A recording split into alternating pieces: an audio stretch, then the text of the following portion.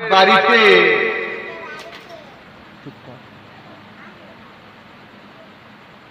ফজরে নামাজ পড়ে আমাদের আম্মা জান, আব্বা জান, দাদি আম্মা জান শুনেছি নিজে কানে একটু কোরআন শরীফ তেলাওয়াত করার আওয়াজ, কোরআন শরীফ তেলাওয়াত করত, শুয়ে শুয়ে শুনতে পারত। এখন কিন্তু সেটা নেই, এখন সেটা নেই। কোরআনে কভার গুলো দেখছেন না, সব ধুলো বালি লেগে সব ময়লা হয়ে গেছে, পরিষ্কার করার সময় পাচ্ছে। সব নাচ গান নিয়ে সব মাতাহারা ব্যস্ত হয়ে গেছে, বুঝেছেন? আমার দিনদার নেককার আল্লাহ ওয়ালা ভাই, জওয়ান যুবকে, আবার কিছু কিছু ঘরে আছে বাবা, কিছু কিছু ঘরে আছে কোরআন শরীফে কভার গুলো পরিষ্কার করে না, কিন্তু টিপির পর্দা কাপড় গুলো ওরা দেখবে সার্ফ দিয়ে ভালো পরিষ্কার করতে পারে।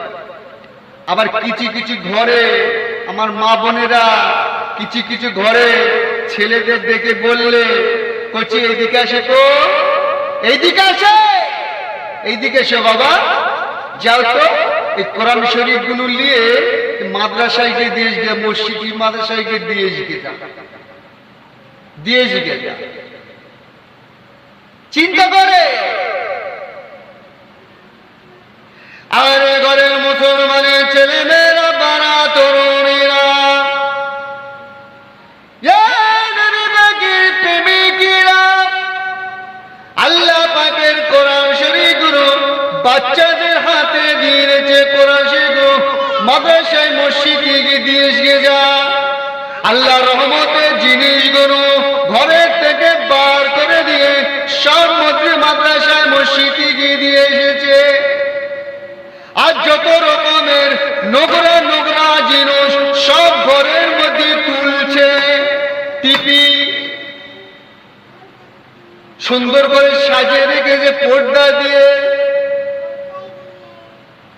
ও মেয়েদেরা,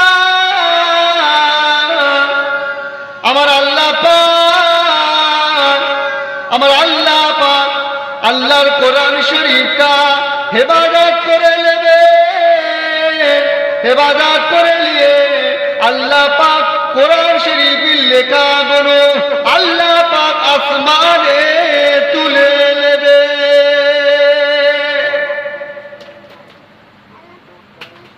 আল্লাহ পাক কোরআন শরীফের লেখাগুলো আল্লাহ পাক আসমানে তুলে নেবে। এমন সময় আসবে কোরআনের পাতা উল্টাবে, দেখতে পাওয়া যাবে কোরআনের সাদা পাতা লেখা খুঁজে পাবে না, লেখা খুঁজে পাবে না। কোরআনের লেখাগুলো আমার আল্লাহ পাক হেফাজত করে আমার আল্লাহ পাক আসমানে তুলে নেবে। পাতা উল্টাবে, সাদা পাতা লেখা আর খুঁজে পাবে না। চিন্তা করে রহমতের জিনিস ঘর থেকে বার করে, আর নোংরা নোংরা জিনিস সব ঘরের মধ্যে তুলছে। চিন্তা করে লেখা খুঁজে পাবে না, কোরআন শরীফ পড়তে যাবে, আফসোস হবে লেখা খুঁজে পাবে, লেখা আল্লাহ পাক আসমানে তুলে দেবে।